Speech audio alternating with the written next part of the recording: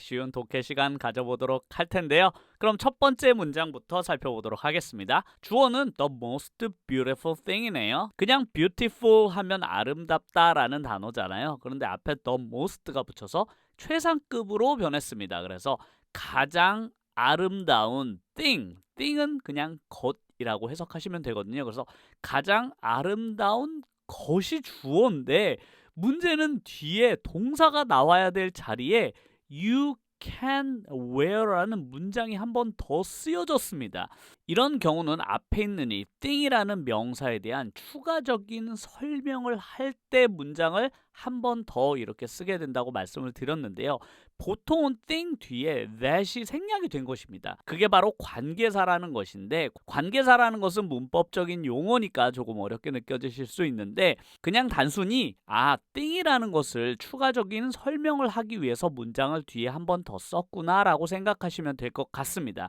그래서 가장 아름다운 것인데 그게 어떤 것이냐면 You can wear은 입다라는 동사죠. 그래서 너가 입을 수 있는 것. 그래서 그냥 가장 아름다운 것이 아니라 너가 입을 수 있는 가장 아름다운 것이 주어인 것입니다. 주어가 엄청나게 길죠. 왜냐하면 is라는 동사가 이제서야 나왔으니까 말이죠. 그래서 너가 입을 수 있는 가장 아름다운 것은 바로 confidence라는 것입니다. confidence 혹시 아시나요? confidence는 자신감이라는 단어예요. 그래서 너가 입을 수 있는 것 중에 가장 아름다운 것은 바로 자신감이다 라는 문장인데 그래서 이 문장 속에서 우리가 꼭 알아야 될 것은 뭔가 명사로 끝났는데 다시 문장이 시작되면 그 명사에 대한 추가적인 설명을 하는 것이구나 라고 생각을 해주시면 정말로 쉽게 영어 문장을 이해하시면서 읽을 수 있겠습니다. 그럼 다음 문장도 살펴볼까요? 자, 다음 문장은 I로 시작하네요. 주어가 I죠. 그래서 나는 went 혹시 아시나요? go가 가다라는 동사인데 went는 go의 과거형입니다. 그래서 갔었습니다. to the post office. post office는 우체국이라는 단어거든요. 그래서 어디로 갔냐면 우체국으로 갔다고 합니다. 자, 그런데 여기에서 문장이 끝난 것이 아니라 추가적으로 문장을 더 써주고 있는데요. to가 붙어 있고 뒤에 동사가 쓰여져 있으면 제가 to 부정사라고 말씀을 드렸었는데 왜 갔냐면 그 이유에 대한 설명이 추가적으로 붙어 있습니다. 우체국에 왜 갔냐면 to send가 보내다 라는 뜻이잖아요. 그래서 보내러 갔대요. 그런데 무엇을 보내는지 써 있는지 봤더니 my family라고 해서 사람이 먼저 나왔습니다. 그리고 a package라는 물건이 뒤쪽에 나왔거든요.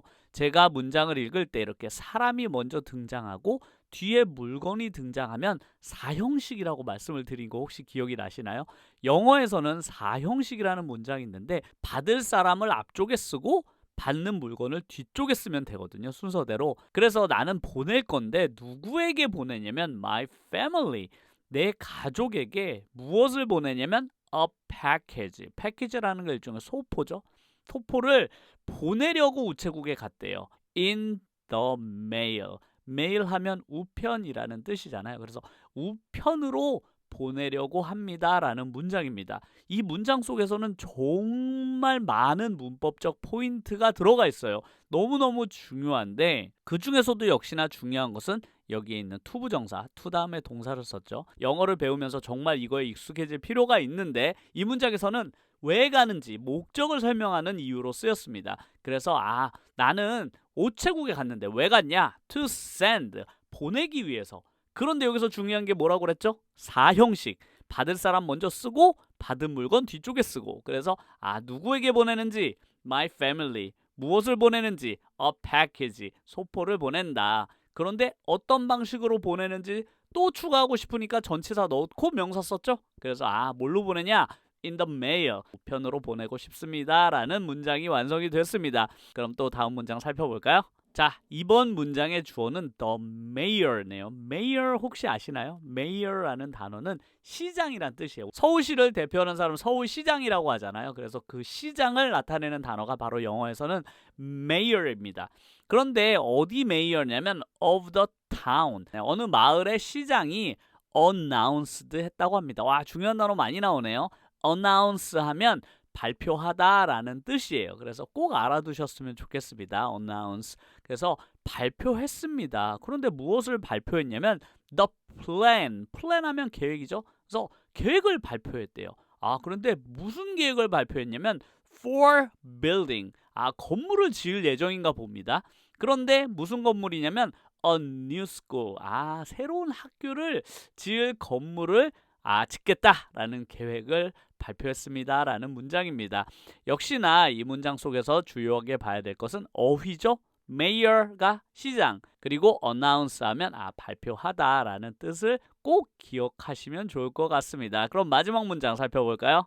마지막 문장 너무나 멋진 문장이네요. 문장이 갈수록 조금씩 길어지고 있다는 걸 느끼시나요? 영어를 배우면 배울수록 문장은 점점 길어진 문장을 읽게 되잖아요. 그런데 길어진 문장일수록 우리가 평소 때 연습하듯이 순서대로 읽어나가면 전혀 어려울 것이 없습니다. 이런 문장도 순서대로 한번 읽어보도록 할게요.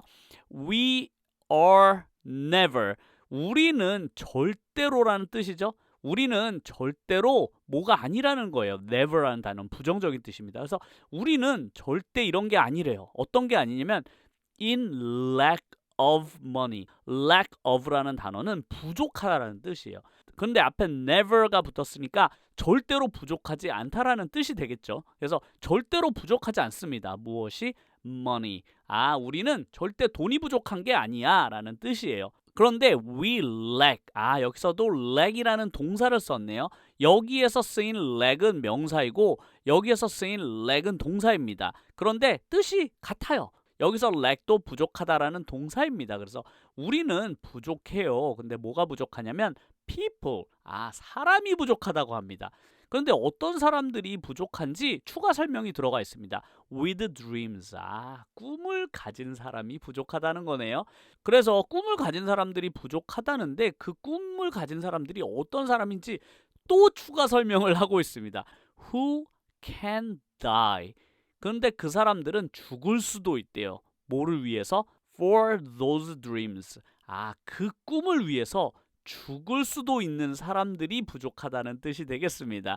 문장이 아주 길고 여기 관계사도 들어가 있고 전치사, 명사 이렇게 아주 복잡한 문장인 것 같지만 역시나 이런 긴 문장일수록 더더욱 순서대로 읽기는 더 빛을 발합니다.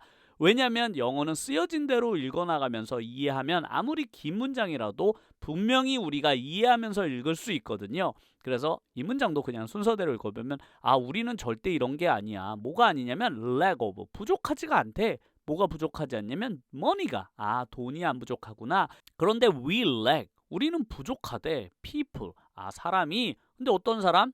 with dreams, 꿈이 있는 사람이 드물구나. 그런데 그 사람들은 이런 사람이래. can die, 죽을 수도 있다네. for those dreams, 이 꿈들을 위해서 죽을 수도 있다. 그런 사람들이 부족하구나 라고 이해하셨잖아요. 충분히 읽어낼 수 있습니다. 그러면 오늘도 저와 함께 간단한 영어 배열하는 훈련도 해볼까요?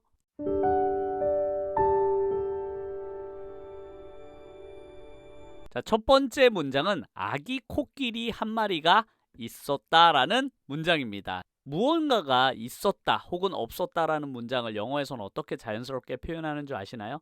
이런 문장을 쓸 때 영어는 there를 먼저 사용하게 됩니다. 그래서 제가 해석할 때도 there이 먼저 나오면 이건 있었다라고 해석하시면 된다고 했듯이 우리가 이런 글을 쓸 때도 이런 문장을 쓸 때는 there를 먼저 써주시면 됩니다. 그래서 뭐뭐가 있었다라고 할 때는 there를 그냥 먼저 써주세요.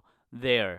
그 다음에 동사를 써주시면 됩니다. 그래서 there 다음에 동사를 그냥 써주시면 되는데 물론 비동사를 써주시면 돼요. 그래서 비동사 was가 여기 있죠. 그래서 there was 하면 있었습니다 라는 뜻이 돼요. 그래서 there was.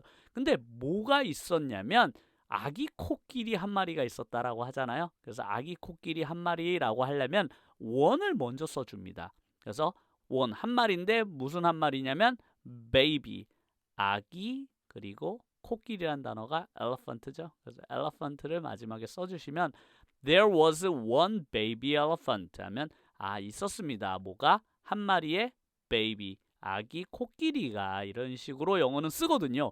이런 거에 익숙해지셔야만 돼요. 이렇게 영어식 표현에 익숙해지시면 말할 때도 이렇게 아기 코끼리 한 마리가 있었습니다라는 문장을 본인 스스로도 충분히 만들어내실 수 있습니다. 그럼 두 번째 문장도 함께 써볼까요? 자, 두 번째 문장은 그녀는 고등학교에서 중국어를 가르친다라는 문장입니다. 주어는 당연히 그녀죠. 그녀는 어디 있나요? she가 여기 있네요. 그래서 she를 먼저 써주겠습니다. 그래서 she 쓰고 그 다음은 당연히 동사 자리가 되겠죠.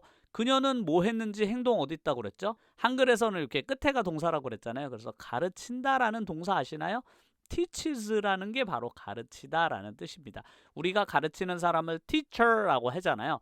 그런 선생님이 하는 행동, 그러니까 가르치는 행동은 teach라고 합니다. 그런데 여기 s가 왜 붙는지 이제 아시겠죠? 앞에 있는 이 she가 3인칭 단수이기 때문입니다. 이런 거 이제 아주 익숙하시죠? 그래서 she teaches 하면 그녀는 가르칩니다. 그럼 이제 목적어가 와야 되겠죠? 그래서 무엇을 가르치는지를 찾으면 중국어를 가르친다고 하네요. 그래서 중국어를 나타내는 Chinese를 세 번째 써주시면 됩니다. 자, 문장이 완성이 됐거든요.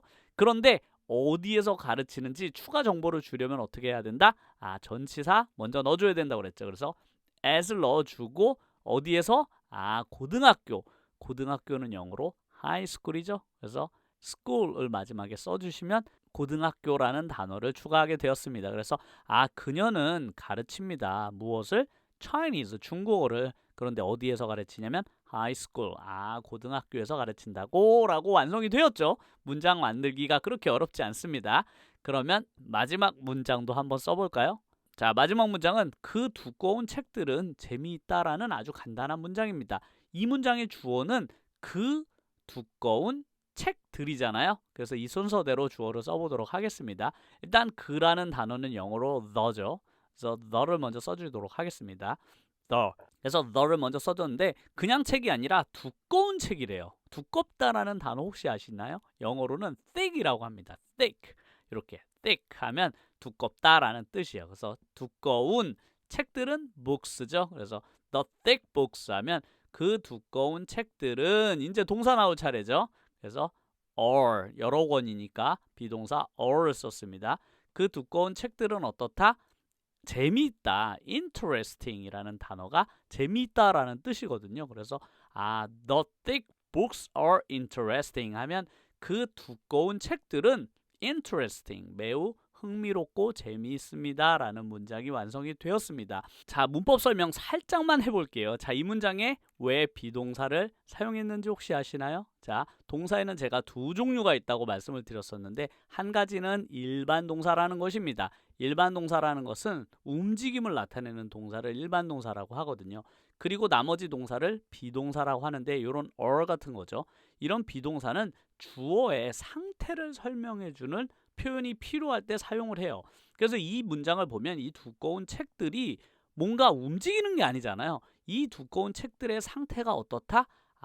흥미롭고 재미있다라는 상태잖아요. 이 책의 상태를 알려주는 거니까 이 책의 이렇게 상태를 표현해주기 위해서는 꼭 비동사가 필요한데 이 문장에서는 books라고 여러 권이니까 비동사인 are를 사용한 것입니다. 이런 것도 아주 사소한 것 같지만 동사를 이렇게 꼭 구분해서 읽을 수 있는 습관을 가지시면 좋을 것 같습니다. 그래서 비동사가 나올 때마다 주어의 상태를 설명해 주려고 하는구나 라고 그냥 머릿속으로는 자연스럽게 이해하시는 게 정말 중요해요. 왜냐하면 영어를 사용하는 사람들은 모두 그렇게 이해하고 있기 때문에 그래요. 그러니까 당연히 우리도 그렇게 이해를 똑같이 해야만 그들과 소통이 잘 되겠죠. 네, 오늘은 저와 함께 글쓰기 훈련도 해보았는데요. 오늘 영상이 재미있고 도움이 되셨다면 꼭 구독과 좋아요 그리고 영상에 나오는 광고도 꼭 끝까지 봐주셨으면 정말로 좋겠습니다. 저에게는 그게 수업료 같은 것이거든요. 그래서 영상이 도움이 되고 재미있고 좋았다 라고 생각하신다면 구독과 좋아요 눌러주시면 정말로 감사드리겠고 주변에도 많이 알려주시면 감사드리겠습니다. 그럼 다음 영상에서 또 뵙겠습니다. 감사합니다.